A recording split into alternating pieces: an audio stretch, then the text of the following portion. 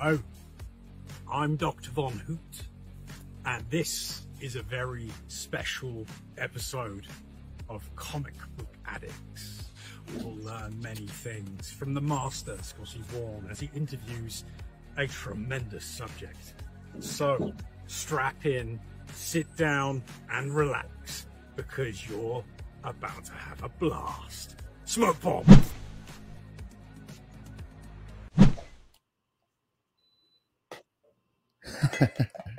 What's up, everybody? Welcome to a brand new Comic Book Addicts. This is, let's see, we're up to 82 now. Yeah, we're up to 82. It's Comic Book Addicts 82. And you're probably wondering why I'm not live right now.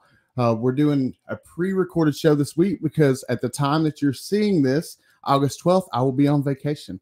So, but anyways, we do have an awesome show though tonight. And I'm going to bring him out here.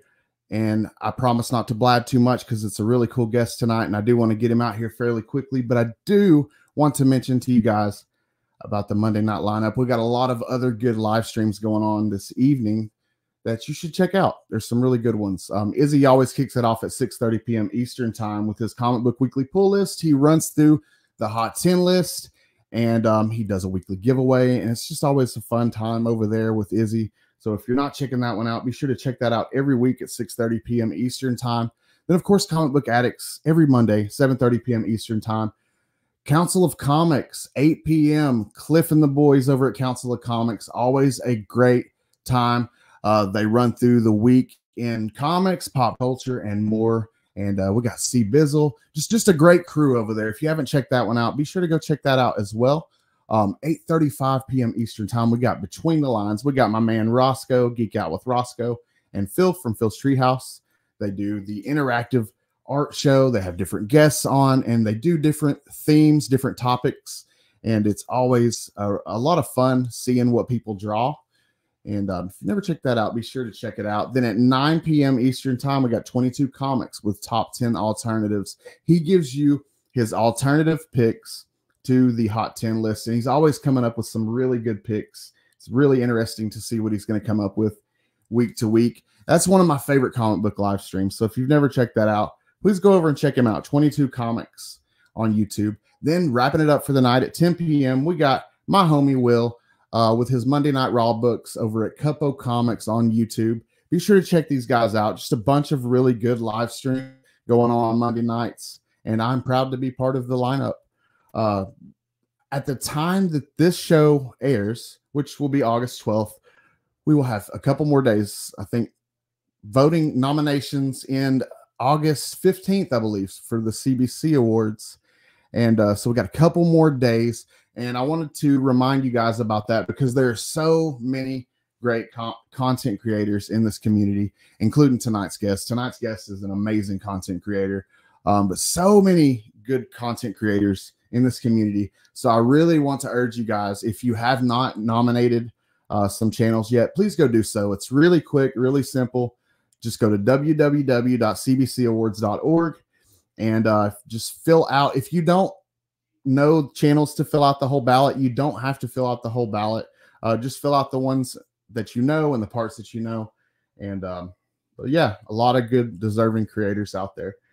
But I'm going to stop blabbing because we got an awesome guest tonight. I want to get him out here. I've been looking forward to this one all week. My guest this evening produces some of the finest, most informative content that YouTube has to offer. His deep dives into creators and comic book history is both interesting and very inspiring to me. So I'm very thankful that he made time for us this evening. Y'all help me welcome Chris from Comic Tropes. How's it going, Scott? Yes. Nice to see you. Hello to Scott's audience. Very exciting to be episode 82 of S Vaughn 82. 82. I had to think about it for a second because I'm pre-recording this. I'm recording a little bit ahead of time, so it threw me off for a second. But yeah, 82. 82. That's good. That's good. We're here. Special number for a special guy. Exactly. S Vaughn 82. That's the channel name. So yeah, exactly. Awesome. I'm so glad to have you here, man. I've been watching your channel for quite a while, and I was Thank you. I went down the whole list of videos this morning, just watching different your latest stuff, and I really enjoy it. And I'm really glad that you could be here hanging out with me this evening. Yeah. For anybody who, which I can't imagine anybody that would be watching that wouldn't have heard of you, but for anybody that may have been living under a rock for some reason, never heard of you, tell us a little bit about yourself. Give us a little bit of an introduction and a little bit of what you're about. Sure.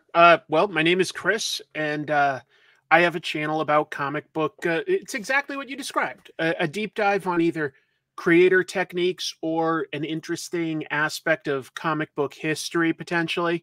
My channel's Comic Tropes, and I guess I've just crossed my 7th year doing that. That happened fast. Wow. But anyway, yeah. Wow. So I've got that, and then I have started a second channel because of algorithm stuff. I don't know how much you've encountered that, but like doing live streams, like at a certain point, I realized really like changed how much YouTube would push out my sort of fully edited videos. So I started a second channel called Pros and Cons, a lot smaller, but for me, really, really fun and a way to like engage in comics with a lot less of a lift, where I just do a weekly show, kind of like yours. You know, I talk about the news. I give my thoughts on the comics that I've read that week. I've got an audience that I'm interacting with. Sometimes I'll have a guest, things like that. And you know, if I ever feel like just doing a live stream impromptu, like seeing some indie comics that got sent to me or drawing or something, I do it all on the Pros and Cons channel. Wow. So a second channel. That's so Pros and Cons, and you do a weekly live stream. And that's awesome, man. That's really cool because obviously I'm a big fan of the first channel. So anybody that is unaware of the second channel, go check out Pros and Cons. And I was going to ask you how long you've been doing YouTube. You said 7 years? Yeah, like just 7 years on the channel. 7 years. 7 years of doing Comic Tropes, yeah. Wow. That's amazing. It happened fast. It doesn't feel like I've been doing it for so long because there's so many things, you know, about in comics to talk about.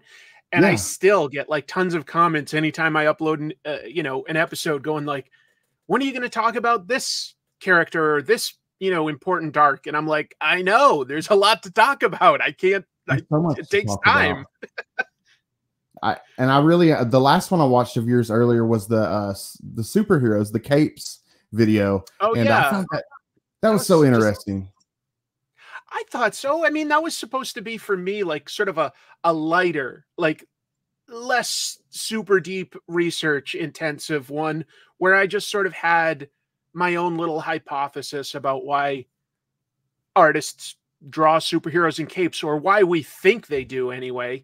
And then sort of challenge that, going like, do that many superheroes still have capes, or did they ever? And you're like, ultimately, actually, not that many. Not that many have capes, but it was just something fun to talk about. I mean, and it really surprised me by the end of the video how few superheroes actually do wear capes when you think about it. And it's very interesting. I enjoyed that a lot. And you do all different kinds of content on your channel. But one thing is for sure, you have a passion, you have a love for comic books, and it shows. Time, man. You too. And I love it. I absolutely love it. When would you say comic books came into your life? That's kind of interesting. I mean, I think like a lot of people, you maybe encounter comics and you've read a couple comics, but that doesn't necessarily mean that you instantly became a fan. Yeah. Because I know that I had, you know, like probably from like card trips or something, like my parents got me, you know, a Smurfs or a Winnie the Pooh comic. I specifically remember having those. Yeah, I remember having like a random issue of The Flash and finding it interesting, but I wasn't like a comic book fan. And it's sort of like as a really young kid, basically I had a paper route, maybe like 5th grade or something like that. So I would collect money on a Friday, and the route would end sort of at my small town center where there was a convenience store. And I decided to go in with some of my money to maybe get some candy or something like that. And I saw the spinner rack of comics, and I specifically noticed that there was a Transformers comic. And at the time, like, that was kind of new. I'm old.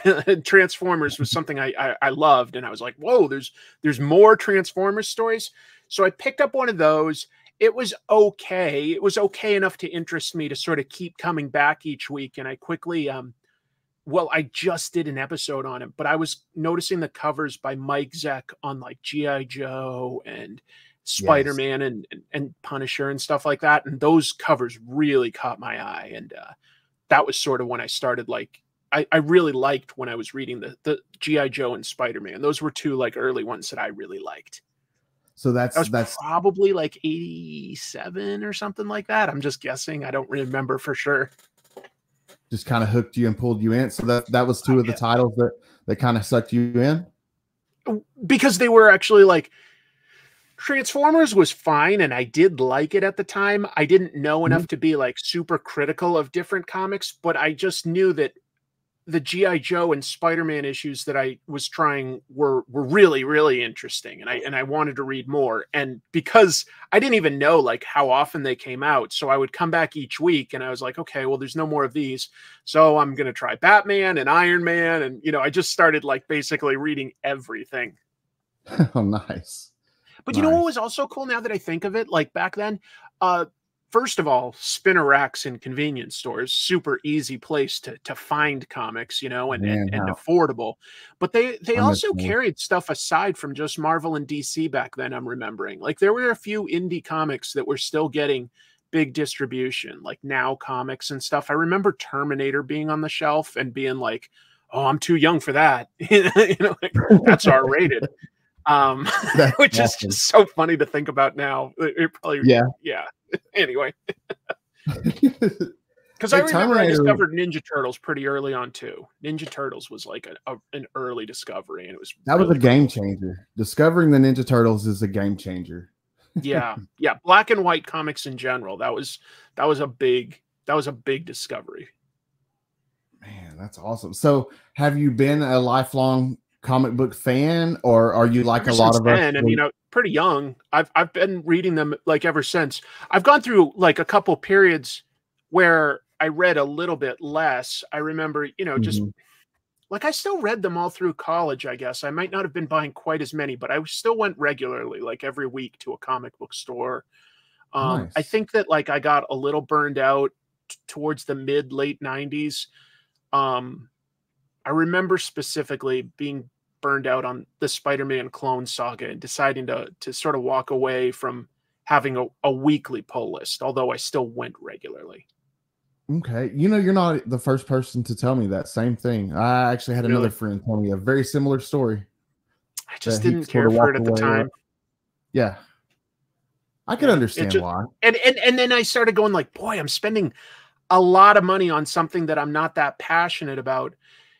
I took a sort of a small breather period for several months where I was still getting a few things, but more in trade paperback stuff and trying more independent stuff. And I slowly realized there's kind of always good comics and bad comics, and you need to be a little more critical and be smart with your entertainment dollar. I've got a cat climbing around in the background.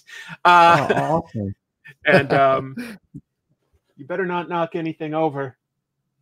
Anyway, yeah, no, it just made me a little more critical, but I'm glad for that because it made me sort of experiment and read a few more different things. And I like a wide variety of comics. I don't know about you. I superheroes are cool, but I also like crime comics and autobiography and horror and sci-fi and mystery, whatever. I like it all. Comedy. When I go to pre-order books, I like a lot of variety. I try to pre-order a little bit of everything and have a good variety in my pull box. That's nice. Yeah. So at what point did you decide to take that love for comics and turn it into content? Oh, I'm a guy that's like, I've discovered as I got older, I'm kind of a workaholic. Like I have to always be busy. Or I could get like really like depressed and stuff. So I have to be busy. And I had moved across the country for a job. and it was a good job. I did it for like just shy of 3 years, but then they downsized, and all of a sudden I'm all the way across the country, don't really have any connections to easily network into my next job. And I was like, oh, I might be unemployed for a little while. I'm not going to do well if I'm just sitting around. That's a scary I'll create. situation. Yeah, but I just decided I'd create a project that would keep me busy. And I was like, well, what would be the most fun thing for me to talk about? Because I had done podcasts before that did pretty well, but like I was like, time to do something on my own, something a little different, something that I'm super passionate about. Comics, easy decision. And so it was basically a project created to keep me busy in between jobs. And it took off eventually. It actually took a while, but yeah. So it didn't just happen overnight. You had to put in a lot of work, obviously. No way. In retrospect, I think it may have taken like 2 years or something to get to my first 5,000 subscribers. It's probably it's hard to remember now. Yeah. Once I hit 5, it sped up. So did you have ideas for what you wanted the channel to be going in?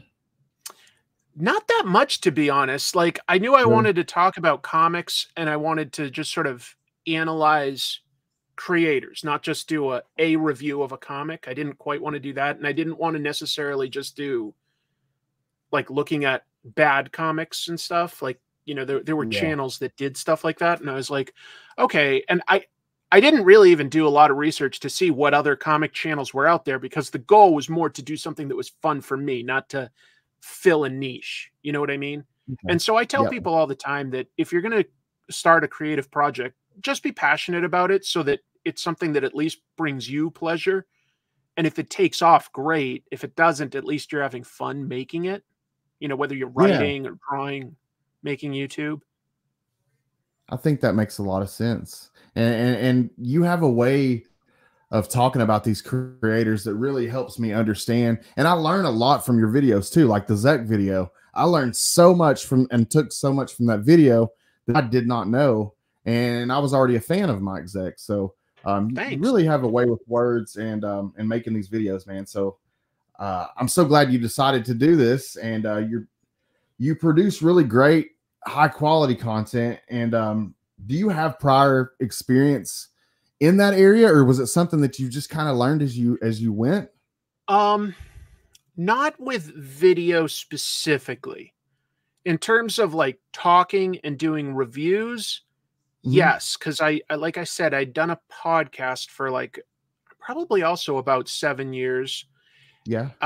And then I had experience though with the Adobe suite, because my background, my degree was in marketing, and I did a decent amount here and there of graphic design and stuff like that. So I knew my way around Adobe. I hadn't specifically used Premiere a lot. That's what I used to edit most of my shows, but it wasn't a hard lift to figure it out, since I was already using the like Illustrator and InDesign and Photoshop. It becomes I don't know. It's easy to figure out. Oh, okay. So you weren't completely just walking in with no experience at all. You had a little bit of tech knowledge and things going in. A little. I'll be honest. I still think it's the weakest area for my show, or at least, you know, there's always an area you can improve, right? And I do know that I've got room to grow with, you know, improving my audio, you know, my editing and stuff like that. I'm always trying to do better. But there's also like only so much time when you're making a show and you've got a job and you've got like, you know, family to like also take sort of like lessons and classes. And it's tricky to balance your time. I'm sure that you deal with some of the same challenges. And I'm on a much smaller scale than you, obviously, but it's even just doing a live stream once a week takes a lot of preparation to keep, you know, to have cool guests and have yourself ready and have everything ready to go and pay proper respect to the people that show up for you. You got to put in the work. It definitely That's true. Yeah. Doing an interview is tricky, because you don't want to just ask questions that have been asked a million times before. Like, what would be the point? So it's a challenge to like figure out, what do I want to get out of this? What do I need to research to get them ready? But I really liked your interview with Derek Kirk Kim the other week. That was one that I really enjoyed. So good job on that. You're spreading the word. I really appreciate that. Derek is a great guy, and he has a great book on his hand. Last Mermaid is terrific. It's fantastic. Yeah, I'm a big fan. And he's a double threat. He's a great artist and a great writer, just a great all around creator. And yeah, but I see that you get a lot of regularly have interviews and respect. I love the challenge of doing it, but it is real work. Like for people that think that it's just a conversation, I would say that no, it usually, if you're going to do it well, it involves quite a bit of preparation. Yeah, you definitely want to know a lot about the person, and I always want to show that person respect for sure. Yes. So I want to know, at least halfway know what I'm talking about. And I like getting all different kinds of people. I try to get artists, writers, down to comic book collectors. I love hearing people's stories, what got them collecting comic books. I love hearing childhood memories attached to comic books. Like that's just some of my favorite things to hear. So I just like getting different people on here and hearing what got them sucked in. It's a lot of fun.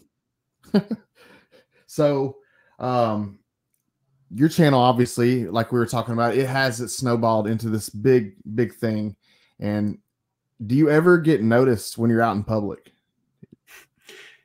Yes. People ever recognize not you? like daily, but several times a month at this point, which is a little weird. Weird to me. Yeah, that would be weird to me. That's why I asked. Yeah. I'm starting to recognize the signs, and but you have to like play it, like I'm still like, all things considered, at most a micro celebrity. You know what I mean? Like it's not that big a deal. But like the other day I was at the grocery store and some guy goes, "How do I know you?" And I was like, I don't think I know you, but in the back of my head, I was going, I think I know what's happening, because it happens every once in a while. And he's like, "Do you do acting or something?" I go, "I've got a YouTube channel." He goes, "Yes, Comic Tropes." And I was like, yes, thank you. And I try to like be present for that moment, because they're only seeing me for a second. But I'm very grateful that anybody's watching my show. So, I want to like, "What's your name?" Like, "Thank you. What are you reading?" Okay. Like, thank you. Like, I hope I exhibit the proper gratitude, because without an audience, you're just sort of, I could be talking about comics to the wall. Of course. Yeah. You do a great show, and what you do so many different types of videos. What would you say are some of the ones that are the most fun for you to make? Like what's your favorite type of video to create? The most fun is probably when I can find a really weird old comic and it's all in fun, but kind of like goofing on it. That's not a heavy lift. That's not hard to do.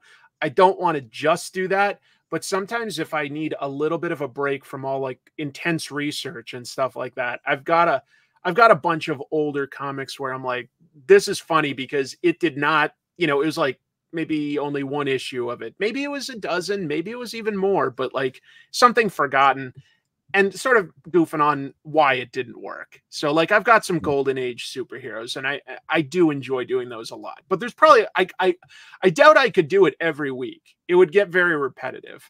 But I do like doing that. My favorite is probably I wouldn't expect you to have caught it, but I found a superhero called Number 711, and he was called that because he was sent to prison because his best friend committed a crime. And it was like, the best friend is like, "Look, my wife's about to give birth, but you look exactly like me. Will you please go to jail for me so I can witness the birth of my son, and then we'll swap places later?" And he's like, "Yes, I'll do that for you." And he goes to jail, and his friend dies off screen. So he's now in jail. And he doesn't just tell the warden, "Hey, by the way, I'm actually, Joe, not Jeff." He just stays in prison. He tunnels out. He uses the rumors he hears in prison to fight crime. And then he travels back and he stays in jail by day. I'm like, this is just nonsense. This is just nonsense. The idea of willingly going back to prison every day and just like, oh, I'll listen for rumors and at night I'll fight crime. So what is it? What is the name of this comic book? Number, like the hashtag number 711. I think he only had like 4 stories. I gotta check that out. That was one of my favorites to ever discover. It was just absolutely absurd. So just doing the videos of obscure subjects and things like that. Well, because when I do an analysis of like somebody's techniques, I kind of need to look at their whole history, see if anything changed, read as many interviews as I can, watch, any sort of panels that they've done so that I can sort of say, okay, this is what this person does that's unique, or this is where this person started and what they became. So it's much more research heavy to do an episode on something like that. Oh, okay. Yeah. Well, where do the majority of the ideas for your videos come from, would you say? Do you ever go to idea.gov? Yeah, I just go there and type in like, give me an idea, and it gives me an idea. Seriously? No. No. I'm just kidding. It's just that would be awesome. It would be awesome. Exactly. I don't know where ideas necessarily come from, other than I'm trying to read as much as possible, and because I love it so much, it stays up here. Like, it's the thing I guess I probably know the most about, and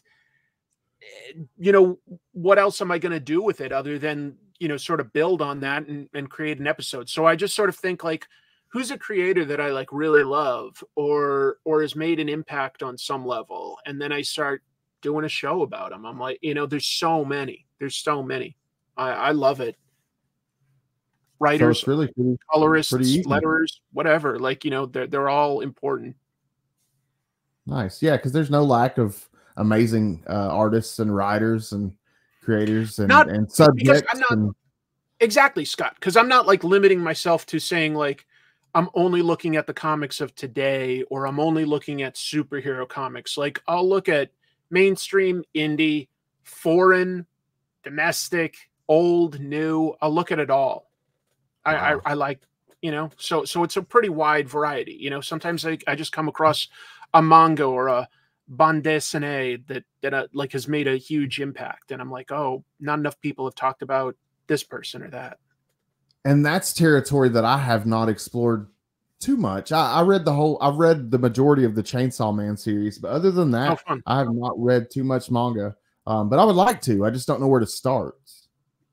That's fair. Yeah, boy, I'm trying to think of like, how do you fall down that hole? But I mean, it's the same question as falling down the comics hole of regular comics. Once you try one or two things, it's more like looking at like topics that I like. I'm like, as a starting point, like, okay, I like action adventures. So what are some of the best reviewed? Okay, I'll give one or two of these a try.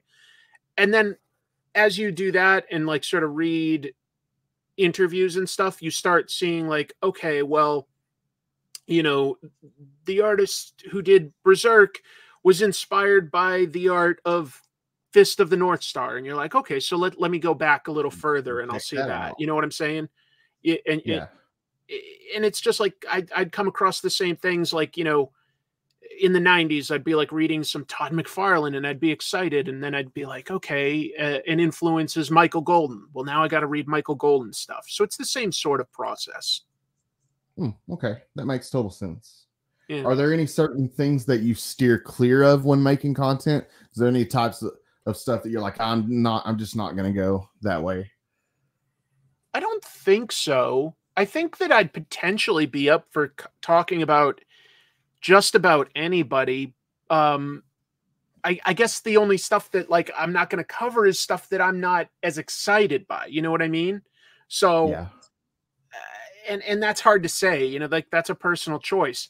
But just because I haven't done something doesn't mean that I don't like them. It usually just means I haven't gotten to them yet, because there's just so many artists and writers and editors who have made great comics. And some of them you can make like a million episodes about, you know, like it's like I could probably make episodes about Jack Kirby for a year. You know what I mean? There's just a lot to say with certain creators that have done a lot. So there's some people you can go back to and revisit, and you can find a new angle. That's the trickiest thing, is like, you go like, I love this artist or this writer, but what's an angle that hasn't been covered before? It's the same sort of decision-making process as like doing an interview, going like, okay, what can we talk about that's related, but hopefully a little different, a little bit of an angle, something that you can call your own. That's the tricky part. That's the tricky part. Okay. Well, do you pick up books on New Comic Book Day? Are you a regular? Yeah. That's part of why I do my weekly show on pros and cons on Monday nights. Mine's called The Weekly Spinner Rack on that channel. And yeah, I talk about comics. I get a good amount of new comics. What have been some of your favorites over the past, well, we'll say the past couple of months? What have been some standout comics? I'm just sort of glancing at what's nearby and stuff. I would say that the Energon universe, definitely. I'm a big fan of Daniel Warren Johnson, but I'm also a fan of G.I. Joe and stuff. So that's been fun. Last Mermaid. Fun. Yeah. Last Mermaid by Derek Kirk Kim is one of my favorites. I want that to take off. I really like Radiant Black and the related books in the Massiverse. That's some super fun stuff. Those are good. Yeah, I've been on that since the beginning. Really? Good. Yeah, it's really such cool. A good series. Yeah, really cool. I don't know. Are you reading any of the Ghost Machine titles? Red Coat. I'm reading Red Coat.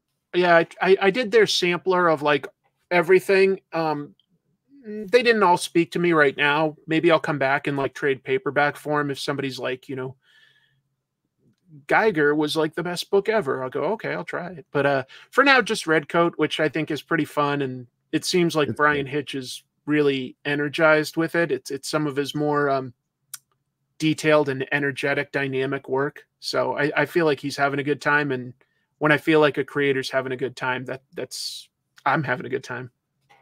Oh yeah, the work is phenomenal. On that book. Yeah. Well, I do like Geiger. You mentioned Geiger a second ago. I do like Geiger a lot. Let's see. I love all the Ultimate titles. I'm enjoying most of the Ultimate titles. Ultimate X-Men's different. It's that's my favorite actually because of how different it is. I like how it's paced.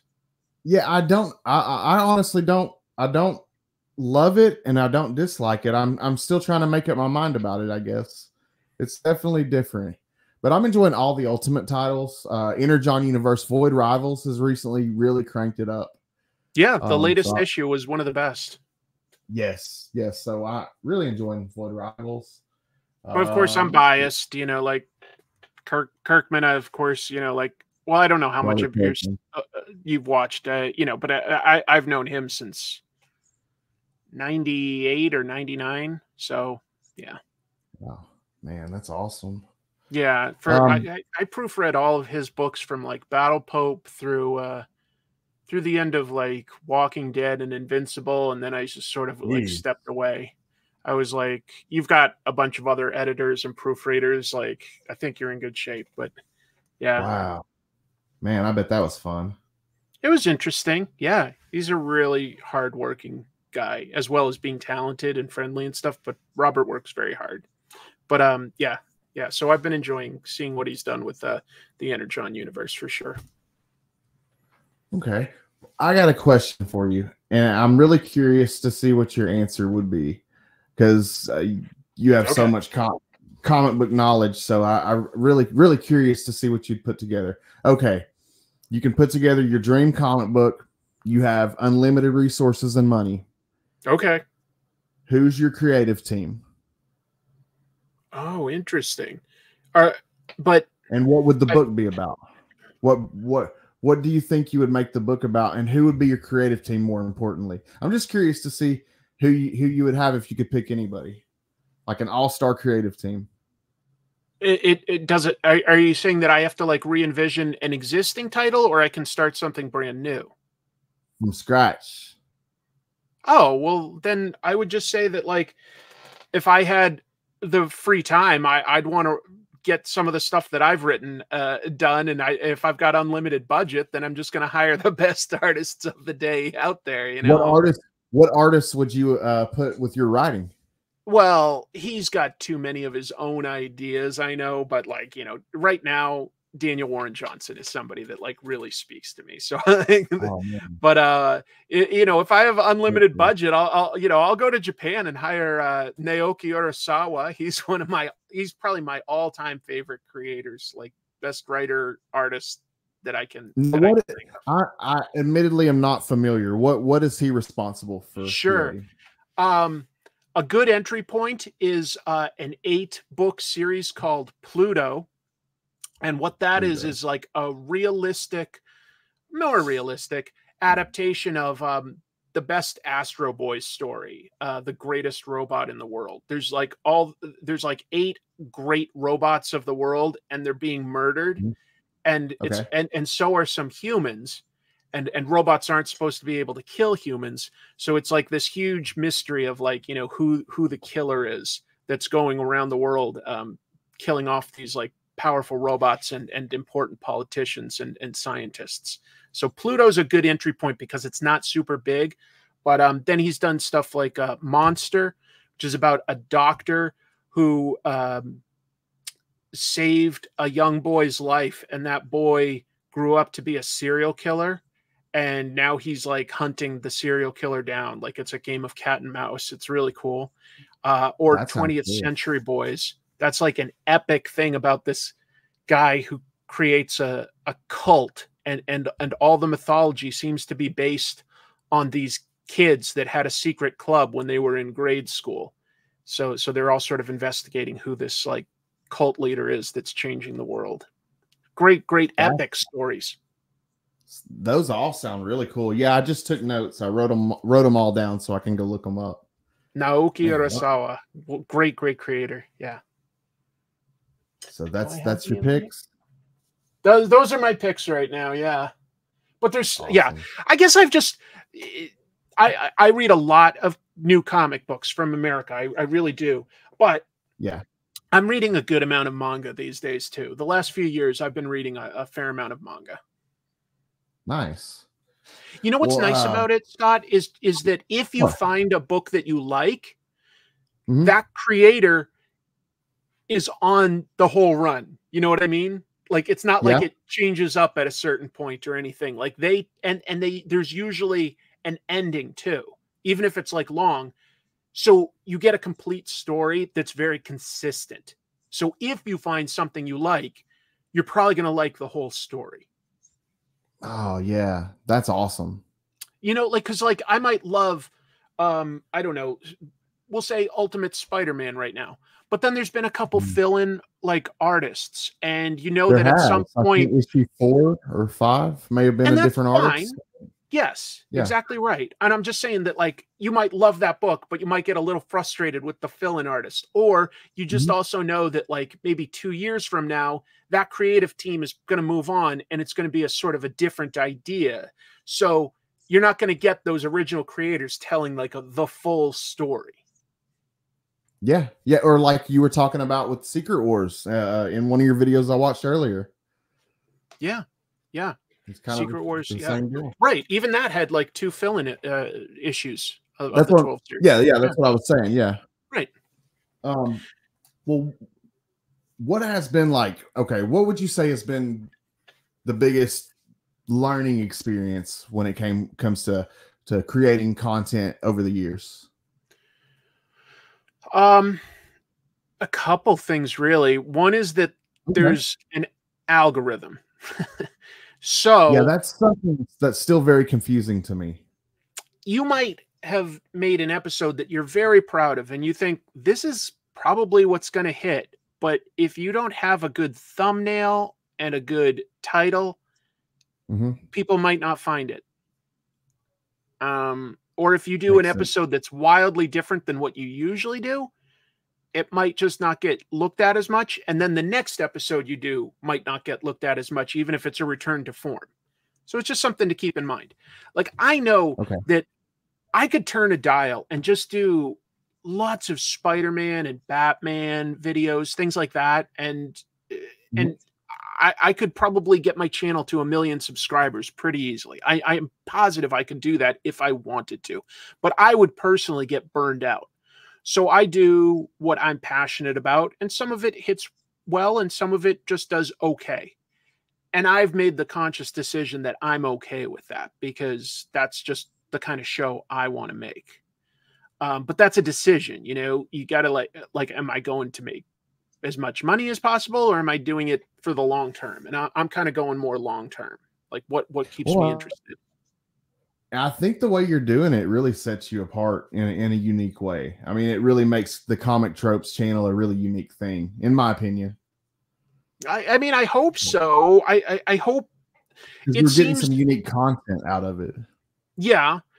I think that we all build the audience that we want ultimately, you know, with whatever we do. And I think I've got overall a very well-educated comic book audience, like that people that kind of know their stuff. And I think that, you know, my goal is really, though, just to get people to hopefully either return to comics or look at some comics that they've already had and appreciate it again on another level now. You know, that's all I want to do, because I love it. It's my favorite storytelling medium, and I just want to sort of like spread the word, spread the gospel of comics.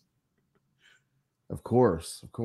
And I love it. It's super informative. Every time I watch one of your videos, there's always a takeaway. So I always walk away with some sort of information that I didn't know before. So yeah, it's working. It's working. Thank you, Scott. But, what do you want to do with your channel?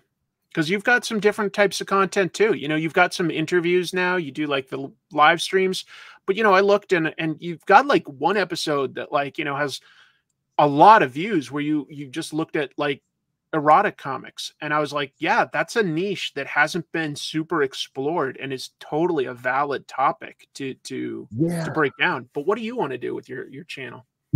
I have fun doing that type of stuff. I had the most fun making that cherry Pop-Tart video. I wish I could do it better. I wish I could make better quality stuff. Well, that just comes with experience and time. Yeah. I mean, but that's something that I strive to. I really want to make videos on that are high quality. But as far as research, man, I'm like you. I just love it so much that I'm really good at digging out good information. Yeah. And I really would like to redo some of that. So I'd like to go back and redo the cherry Pop-Tart video and do it better and better quality and do some more stuff like that. That's what I enjoy doing, is some of the stuff similar to what you do with like the worst things that Stan Lee had ever made. Things like that, man, are just what really interests me. Yeah. Well, you should. I hope you do. But yeah, it's I don't know. It's just like you said, it's just something I'm going to have to learn. I need to, I don't know, maybe try to take a class or something. I'm just not a tech person. So yeah, I totally get that. I totally get that challenge, because there are some other, you know, comic book YouTubers and some of us like will chat, and I really admire some of their production, you know, like it's intimidating sometimes to go, wow, is this what I'm competing against? But ultimately, I think we're just mostly competing with ourselves. Like, how can we do a little bit better each time? Oh, of course. It's always been my worst enemy has always been myself. So that's why the way it's always worked. This community is amazing. The comic book community, as a recovering, yeah, of course, as a recovering addict, this community has been like a safety net. They've been a friend, and it's just been a really good thing. I really enjoy this community a lot. Yeah, it's been amazing. Well, you should be proud of it, because you're building some of that yourself. You should really be proud of that. Well, thank you. I appreciate it. And that's another thing. Like I want to incorporate some of the recovery stuff here and there, and that's kind of a weird thing to try to mix when you're trying to do comic books. So it's like, how do you do that? Yeah. How do you incorporate your recovery and your life in there and still do the comics at the same time? That's a really interesting question. It's not something I would know, but I Yeah. do Huh. like the ambition there, the idea of combining something new. So good luck. Yeah, thank you. Well, speaking of the comic book community and the people in this community, have you had a chance to hit any cons or make any con appearances this year or in the past year? Yes. This year, let me think. Not many, not many. I almost went to San Diego, but I hadn't bought a ticket or anything, but a couple publishers did like reach out and were like, "Hey, would you be willing to host a panel? We could get you tickets." I was like, "Oh, you could?" I don't Yeah. reach out and ask, but then it was so late that I couldn't easily find a hotel room. So that sort of blocked it. But I always go to New York Comic Con.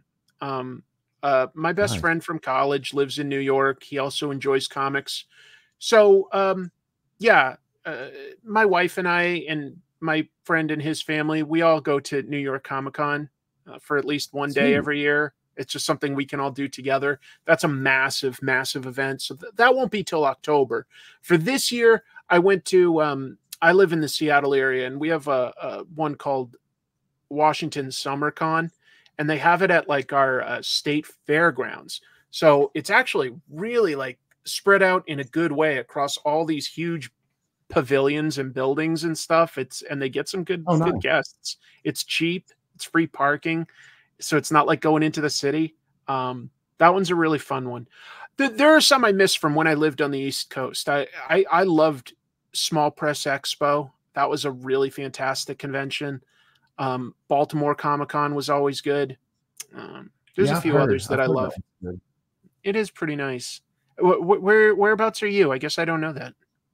Yeah, I'm in Chattanooga, Tennessee, and so we Oh, don't get okay. a whole lot around here. I would love to go to Heroes Con. All my friends go to Heroes Con every year, so I'm trying to Heroes make it Con, out you're to not Heroes Con. super far from Dragon Con either. That's like Yeah, one you could Atlanta. possibly. Yeah, Dragon Con Yeah, is Dragon Con and Heroes Con are both really really good. So yeah, that's cool.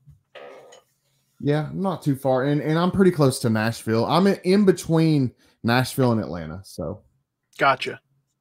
yeah. Good Well, food. oh hell yeah, definitely good food. Let's see, what would you consider? What's a good day for you? Like, what would you consider a good day? I mean, I fight massive, serious depression. So any day I'm still alive is a success for me at this point. A good day for me would probably be one where I feel like I've been productive, but also get to spend some quality time with either like my wife or a family member or friend. Like if I can sort of accomplish those two things in one day, like get a bunch of work done, but also like do something fun and unique with somebody, whether that's just a hike in the mountains or going to a movie, like that. Simple, but that would be a good day for me, like because I like to feel productive, but I also really enjoy spending time with my family and friends. So that's a huge accomplishment for me. Yeah, it's always great getting to spend time around people that you truly love and that truly love you. It's always a good day.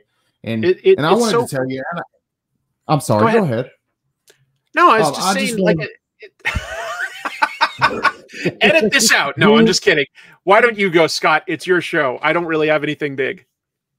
No, man, I just wanted to say just real quick that I appreciate you. I don't want to get too personal or anything, but I do appreciate you when you talk about your battle with depression, because I also battle with depression and I have my whole life. And it's just nice to know that other people, like we all have our things that we're going through. Yeah, And we do. We but do. it's I don't know, man, to see that you're doing it and you're so successful, it's inspiring. Well, I'm very aware of how serious it is, and I things that work for me are one, keeping busy, two, You have to socializing, keep just busy. You have to keep forcing busy. myself, like also though to like, even if I don't really feel like it, like talking to other people a little bit. Yep. Um, Can't and, isolate. And then 3, like, you know, and this is like honestly in some ways the toughest for me is exercising and eating right, because that does make a huge difference. It's And tough. especially as we're getting older, like Yeah. it's getting more and more important for us to start taking care of ourselves. It's Yeah. something that I've been working on with my own life, just eating healthier, trying to take vitamins regularly, just all that old boring stuff. But it's No, good for important you, now that we're Scott. getting older. Good for you. Good for you. Because I guarantee, like, you know, I'm sure you have family and friends, but you also have your audience here. And so there are a lot of people that do care about you. And that's true. Like, everybody's important. You're really important. You know, you're making something here. I hope you understand that, like, you know, you've got some responsibility there too. You've got, like, you know, an audience that you're entertaining, but also educating, and you're helping them socialize with each other, which is a really important thing. So kudos to you. And thank you so much, man, because that's what I strive to do. And no matter what, I try to be here every Monday, and everybody that watches me knows that they can hit me up and I'll talk about anything. I'm always down to talk about comic books, but I'm also down to talk about life as well with anybody. So it's something that I strive to do and try to continue to get better at. And like you were saying, man, it helps to talk to people. It helps to share your story. It helps more than just other people. Like, it helps me to put it out there and talk to other people about this stuff. Good. So, hey, let me it's been a ask. blessing. Can I flip it and ask some questions of you? Man, you can ask anything you want. I'm curious about your background there, because over your left-hand shoulder, there's you know, a character. Is that like original art all the way on the left in the frame? Right here. That one. Is that like is, Dazzler or something? Yes, that is. It's just a print, unfortunately. I wish that was original art, because it's a beautiful piece. Hold on, I'll grab it. Oh, all right. This was actually a friend of mine, one of my buddies that I work with. One of my best friends at work got this for me as a birthday present this past year. And this is Daryl Young, the artist Daryl Young. He does amazing work. Very cool. Yeah. It's like you've got a bunch of stuff up there, but that's the one that kept catching my eye as we were doing the show, and I was curious about it. It's nice. I'm a huge Dazzler nerd. I've collected pretty much anything that has ever been put out with Dazzler. I've collected, so I'm a huge Dazzler nut. Dazzler's one that I definitely want to do an episode at some point, because I am always fascinated with the characters that were sort of created, not just to create a character for a comic, but, like, you know, for an outside purpose. You know, like, they've got characters where they're like, you know, okay, we're creating She-Hulk just so that, like, nobody else can create She-Hulk, or, you know, we're creating Captain Marvel to get that name. Type of stuff.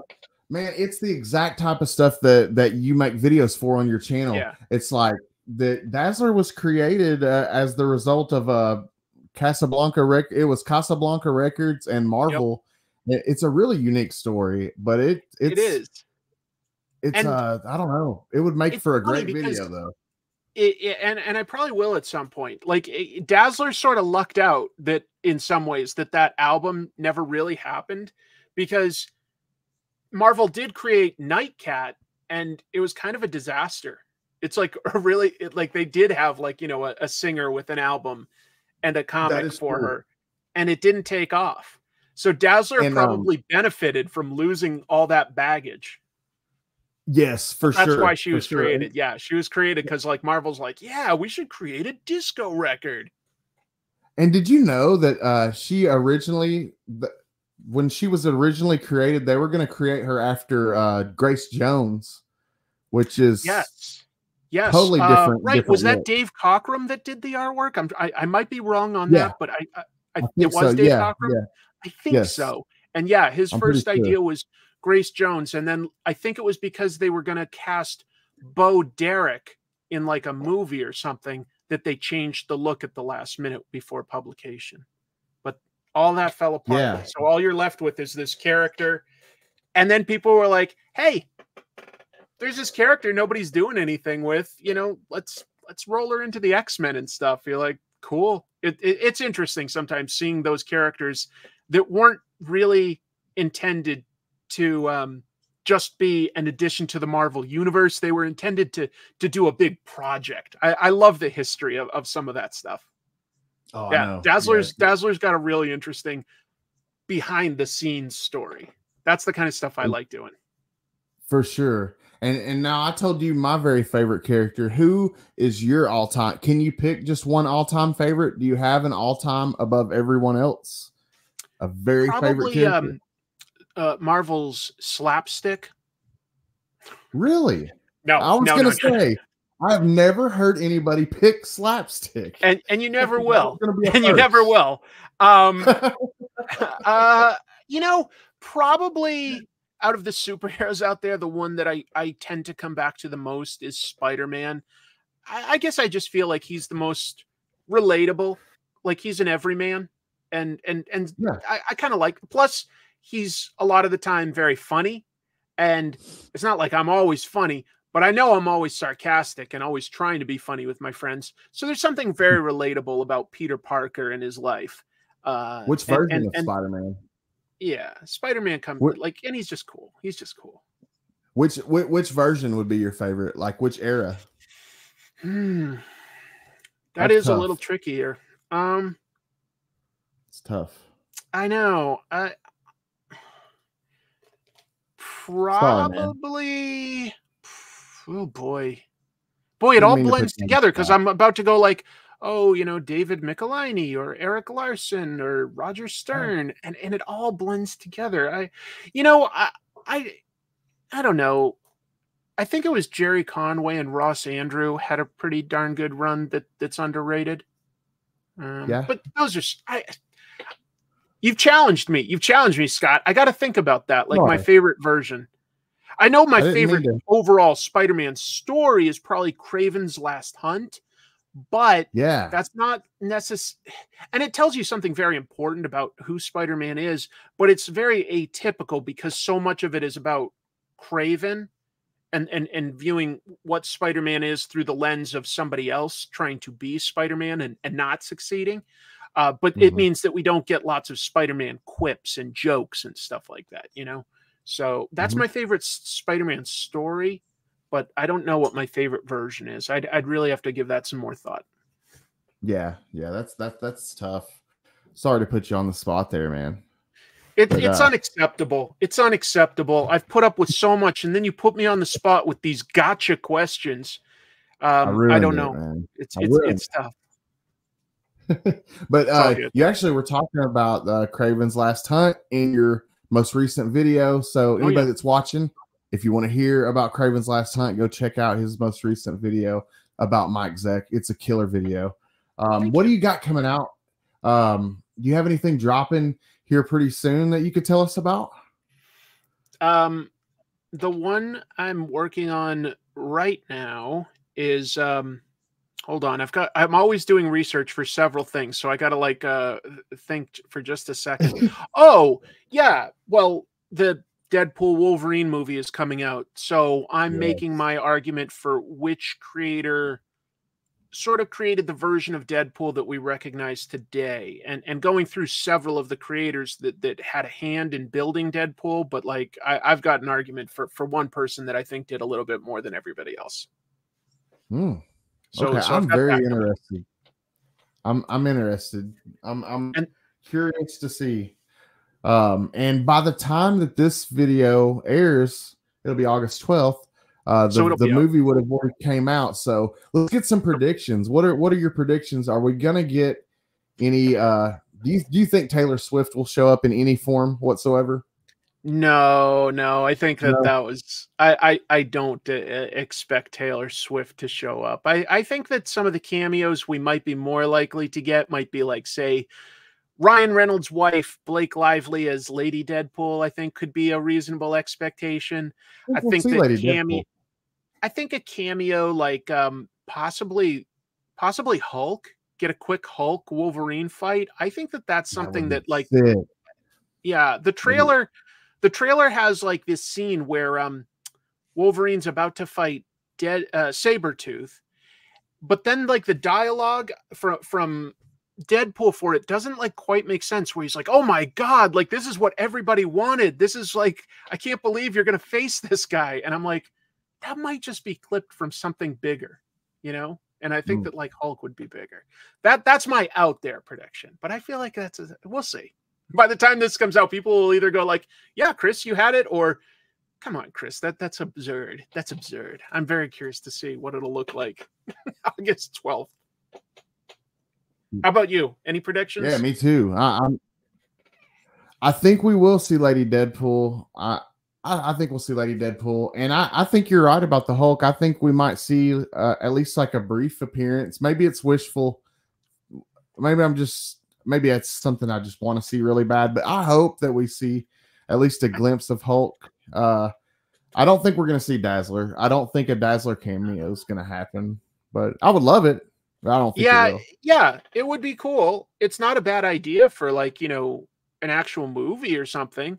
I don't know. Like, you know, trust me, if Taylor Swift did it, oh my God, it's going to make all the money in the world. I think that they're just having fun, like teasing us that that's a possibility. I just don't think that's going to happen, but we'll see. We'll see. Yeah. And the way that Marvel's doing the Dazzler series later in the year. Yeah. I saw that. Kind of. They've got a lot of it's almost comics, don't they? So many. I just read Phoenix the other day. It was okay. It was all right. It wasn't my thing, but it was okay. I picked it up, but I haven't read it yet. It's you might like it. You might like it more than I did, but we'll see. Let's see. Well, man, it really has been a pleasure. Is there anything else that we didn't cover that we need to talk about? Nothing that we need to talk about.